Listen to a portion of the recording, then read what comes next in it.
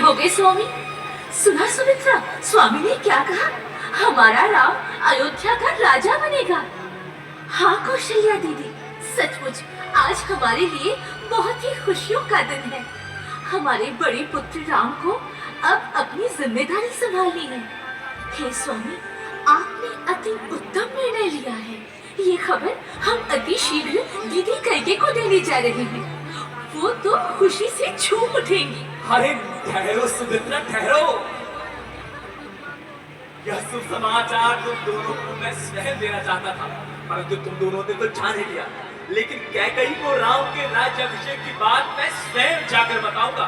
तुम दोनों को कुछ भी कहने की आवश्यकता नहीं। चलो चलो, ये हर्षित खबर हम सबको दे। चलो चलो। इधर राज्याभिषेक की चर्चा हो ही रही थी, तभी वो मन की कलुषित मंत्रा ने ये सारी बातें सुन ली।